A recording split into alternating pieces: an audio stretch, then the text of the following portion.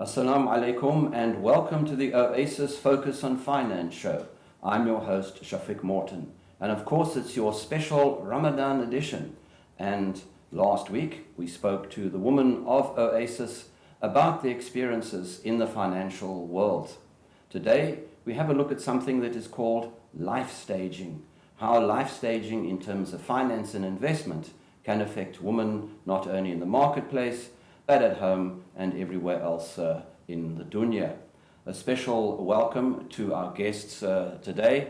Assalamu alaikum and welcome. Wa alaikum salam wa rahmatullahi wa barakatuh. Okay, Shahrazan, I'm going to start off with you first and explain to us something about what is life staging, particularly in terms of the fact being a working woman or a woman in the domestic space, in the world space.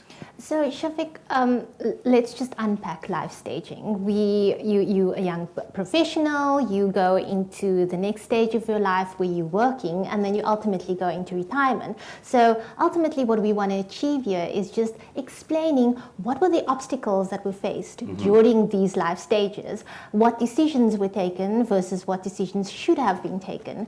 And at the end of the day, we want our women that is listening and is watching us today to be able to relate to these events and say, maybe this is what we should have done in order to implement this and see how it affects our lives. Tell us something about some practical examples that you've experienced in the financial advisory field. You're on the coalface. Tell us about something of your experiences. Shafiq, I think with the beginning life stage, your professional years, you've just started working, you've graduated. It's a very exciting time. You're earning proper income, a proper salary for the first time. But with that comes a lot of responsibility. And what we see individuals in this stage of their lives, what they find that is most important is maybe saving towards a car, saving for that end of year travel, or alternatively, some of them even look at that stage, saving towards paying off a bond, purchasing a property. Now, at this stage of your life, you have much more savings capacity than any other life cycle going forward. In other words, the younger you are, the more disposable income. Yes, that is correct. Because number one, your income might not be that high because you've just started in the professional space, but you don't have a lot of expenses either. Now, granted, if you look at our communities, you would find that a young professional staying at home is contributing to a household because they might be assisting their parents with groceries, etc. But if we look at that expense compared to the expense of running your own household, it's very bleak in comparison. So your savings capacity is much more. Now, individuals in this age category, they are doing the bit by bit saving, but if they're not saving adequately enough, what they ultimately run the risk of is last decade saving or last decade risk. And this is where individuals will start pumping into retirement savings, really the last 10 to 15 years before retirement. And by that time, it could be too late. So you're saying in essence, it's a long-term project. Yes. And the earlier you start, the better. Joeria, you are in your second year of in the working space here at Oasis. So how do you relate to what Wiam has just spoken about? Well, like you were saying, Shafiq, like me and many of my friends, we are starting our professional lives. But yes, like Wiam said, we contribute to the household, but many of us have student loans to also consider. So there's contributing to the household, many of us are renting our own places, and there's the student loan that we want to clear as soon as possible. So saving a large amount of our money is not always possible. Right. But we still want to acquire assets like a car or buying a house. But at the back of our minds, we always still consider that debt that we have, and we don't want to also accrue too much interest on that. But also, like, again, we are millennials, so we want the latest of the latest and the best of the best. But we also have to be cognizant of the financial responsibility that comes with it. And Shafiq, I think, Juwaira, you mentioned something important because as millennials, we don't always have 50 to 60% of our income to save because, like Juwaira said, you have your loan, which is probably part of the biggest debt that comes from your university. And we find also that millennials are changing jobs about 3 years at a time. And what they're doing is they're then not preserving the employee-sponsored funds. And ultimately, they're then limiting their savings pot in the long run. I mean, we've seen cases where millennials are then using this to buy the car that they didn't need, to spend on a very flashy wedding. But at the end of the day, we do want them to be cognizant of preserving and saving earlier on in their lives. Sure, Razan, tell us something about debt. I mean, capital letters. That's a big one, isn't it? Because often, as young people, and I was young once, I can remember it still, debt became a major issue, and all of us do go through the scenario, we've got to pay off university loans, but we still need things. So how do we deal with debt, capital letters? Very interesting that you mentioned that, because it's a very sensitive topic. People don't like to talk about it. Yeah. And the thing about the thing about clearing it and settling it as soon as possible is being honest to yourself. And it's tricky because sometimes you don't know where to start. And that is why we said, and linking back to how Sayyidatina Khadija and Sayyidatina Aisha radiallahu anha dealt with it, they encouraged educating yourself. And if you don't know where to go, pick up the phone, speak to an accredited financial services provider that can help you manage this in a way that you're not going, that it can be sustenance for yourself over the long run. And it comes with patience and it comes with growth, but that's what you want to achieve at the end of the day. Do you think that a person has to set small targets to reach the bigger ones in terms of what you're discussing in terms of debt? Well, it's a mixture of both. When you're planning, you need to be honest with yourself and do it in consultation with your spouse. For example, you can say, this is what we planned on doing over the long run. This is what we planned on doing over the short term. This is the debt that we wanted to save. This is, we're planning on having a baby, or a woman could be going on maternity leave. So you set it in a way, and it's not just one rule that fits all. It's about having the flexibility, and more importantly, having that safety net.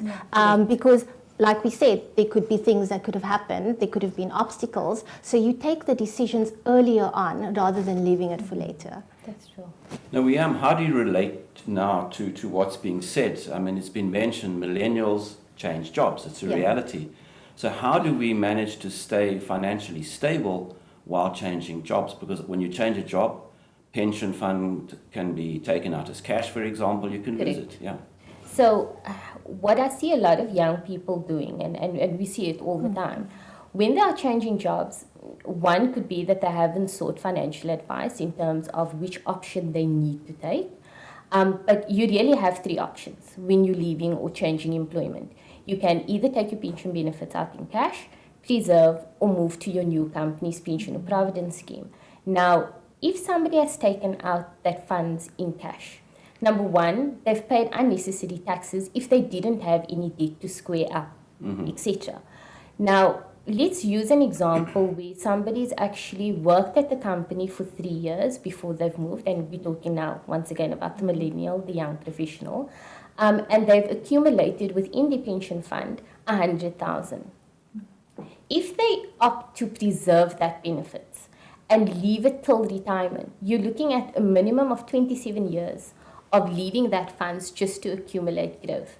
And if we take just, let's say 6% as a return, you're looking at 55, that woman sitting with 468,000 Rand. If she decides to retire at 60, that pot grows even more to 645,000. And if we take at 65 years old, she's sitting with retirement savings of 748,000 of only 3 years of employment. And I think that should really highlight the importance of retirement savings, long-term saving, and as well as just making that retirement provision.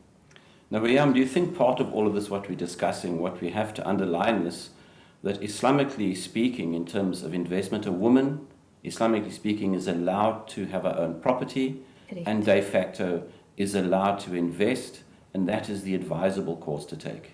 Yes, it is, because if we're even going to go into the next phase of one's life, you will see that, the decisions that you make early on really carries through in your life in your life cycle. So if that woman decided to preserve her benefits early on, and in her middle years decides that she wants to be a stay-at-home mom, at least she hasn't lost that independence financially by not having anything, because she has got a pot for her retirement. And also Islamically, Shafiq, I think it's important to mention that because you brought up as a woman Islamically, wouldn't you want to have more to give in charity, start to have waqf? I mean, if we bring it back to what how Sayyidatina Khadija lived her life, she could give more charity. She had that free will to do so, and we know there are many stories that highlights that free will of a woman to be able to do that. I mean, I certainly would want to do that had I, if I start off earlier, to be able to give more, to be able to contribute more to the household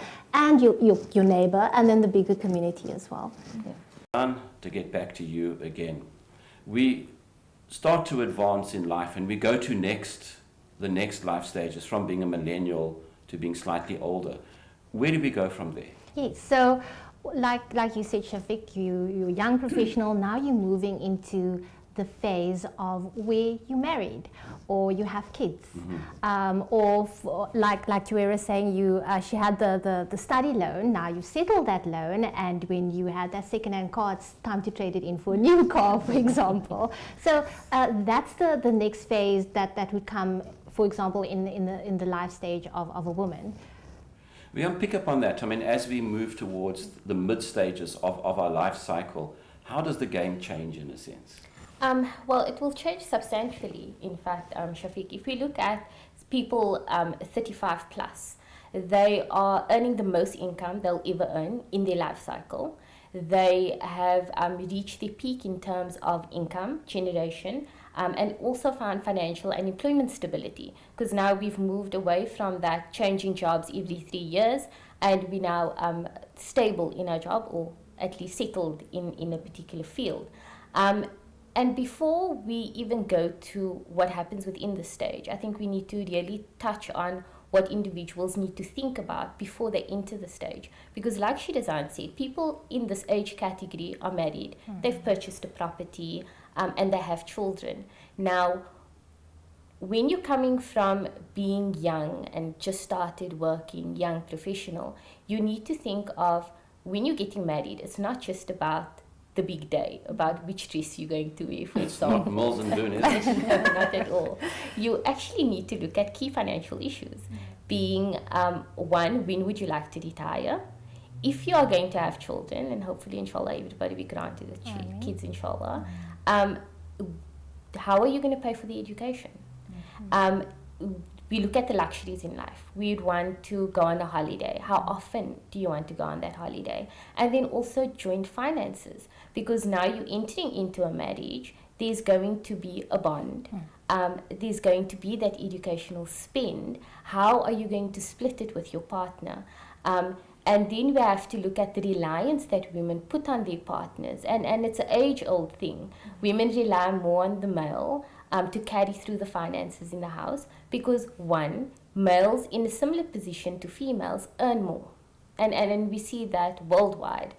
Males will earn more than females, so automatically most of that finances falls back on the male.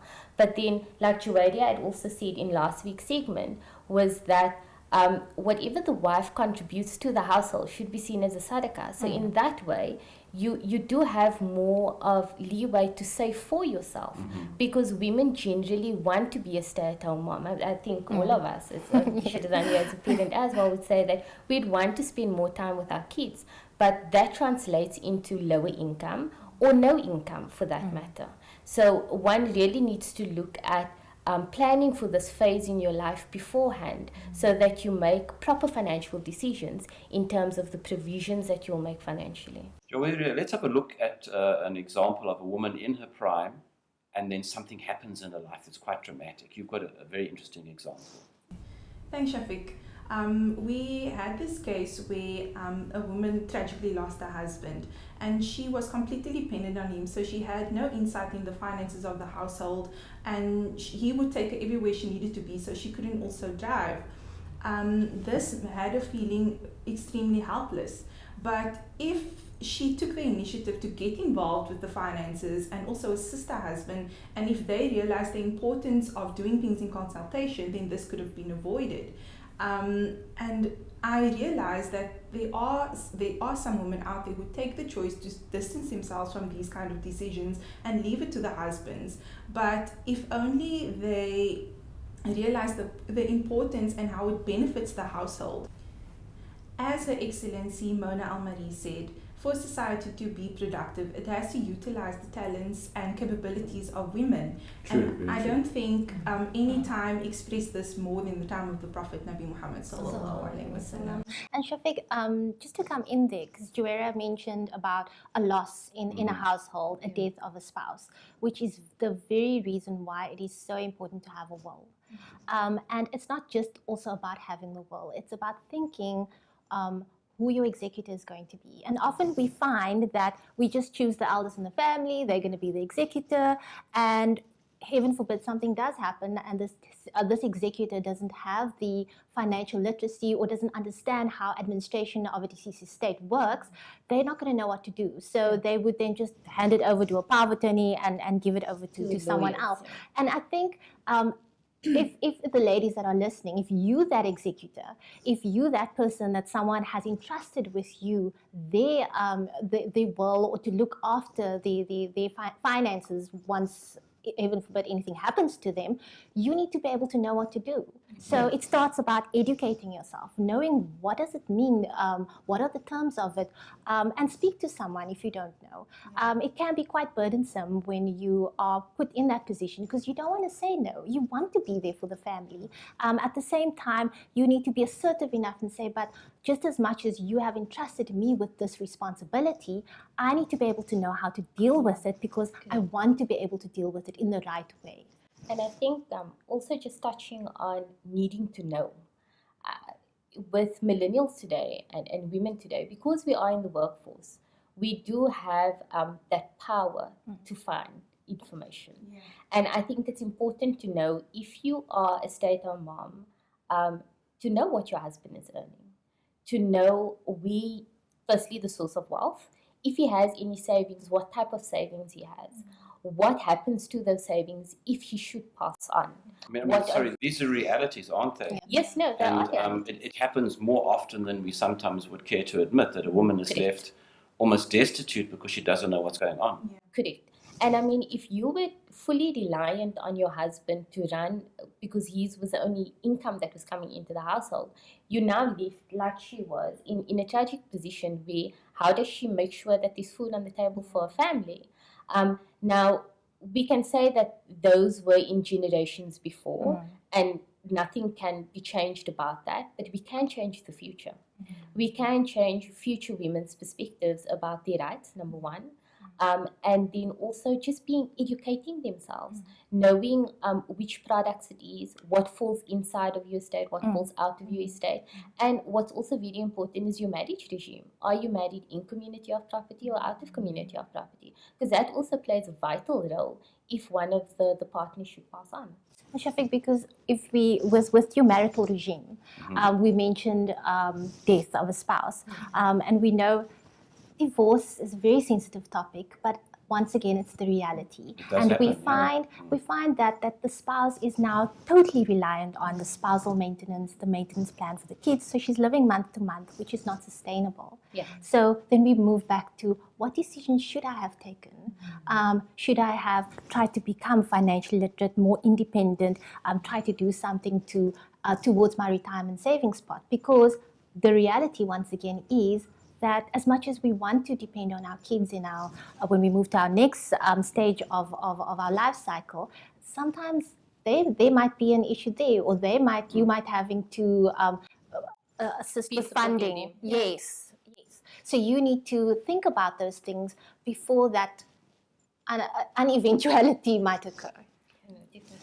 Now, you spoke about something called financial literacy. Yeah. It's not a question of understanding a new language. It's quite simple, isn't it? But it's absolutely critical to what we're talking about. Yes, no, it definitely is. And like we mentioned even last week, it's not just about knowing how much money you have. It's really about knowing products, knowing the laws surrounding those products and knowing your rights. And that's really the importance about reading up. And like I mentioned before, you have various articles. Even if you just pick up your daily or weekly newspaper, there's segments in there that would assist individuals in knowing what their rights are, and it would prompt you to seek the assistance of an accredited financial advisor and see what it is that you can do if anything should happen to your husband. And what millennials often think is, if you look at the concept modernity, Shafiq, it's not just about having flashy things, having the latest car, the latest technology. Modernity means being technically savvy, how to educate yourself to handle things, how to do a budget, how to plan. And once again, if you don't know, you need to be assertive enough and ask someone, pick up the phone, get someone to assist you to be able to be to increase in that technicality of planning for ultimately your retirement or that an eventuality. And the first thing we always do is we ask Allah. So as Muslims, we always ask Allah, but we should remember to also take action. Correct. Because it won't benefit us in just praying for a good retirement, but we also need to take action to save towards that retirement. You've epitomized the saying, believe in Allah, but type your camel. Yes. Yeah, definitely. And on that note, Shahrazad, shukran to you, to Wiyam and to Jawariya for your words of wisdom about finance and life staging. And that concludes today's edition of the Oasis Focus on Finance Show, your special Ramadan edition. In next week's show, we are going to carry on with the final part of life staging, in which we have a look at pre-retirement, retirement, and even post-retirement. Should you wish to watch this or any of our other shows, you can log in to the Oasis Crescent YouTube channel or call us 0860 100 786 or email info@oasiscrescent.com. Until next time, I'm your host, Shafiq Morton. Assalamu alaikum wa rahmatullah.